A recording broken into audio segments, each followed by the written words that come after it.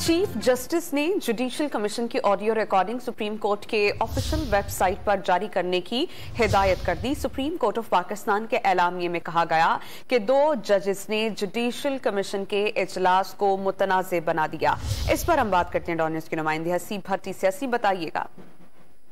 देखिए, गुज़श्ता रोज 5 जजेस की तैनाती के हवाले से जो जुडिशल कमीशन का इजलास था, उस इजलास के अंदर की जो जितनी भी वो बात थी वो सारी की सारी लीक की गई। और हालांकि ये आर्टिकल 202 के तहत उसको अफशा नहीं किया जा सकता एलामिया के अलावा, लेकिन कुछ लोगों ने उसे अफशा किया जिसमें 2 जजेस भी शामिल हैं।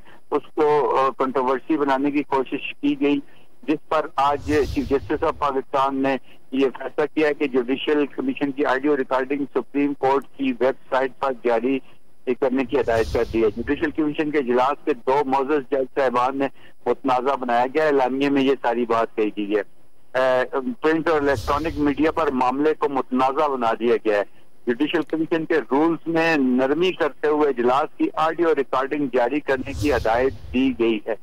अच्छा हसीब, अब आपसे यही जानना चाह रहे हैं कि जिन जज साहिबान का जिक्र किया गया है ऑडियो के बारे में, क्या बताइएगा उनके खिलाफ कोई कार्रवाई की जाएगी? देखिए, ये कोड ऑफ कंडक्ट है जो सुप्रीम कोर्ट का, ये तो अब चीफ जस्टिस के ऊपर मुनहसर है। कोड ऑफ कंडक्ट के हवाले से कार्रवाई हो सकती है या नहीं, ये भी सुप्रीम जुडिशल काउंसिल के ही दायरा इख्तियार में है। दोनों सीनियर जजेस हैं जिनके हवाले से ये सारी रोमर्स चल रही थी, जिनके 2 खत सामने आए, जस्टिस काजी फाइज ईसा और जस्टिस सरदार मोहम्मद तारक, जो जुडिशल कमीशन के मेंबरान हैं, सीनियर मेंबरान हैं।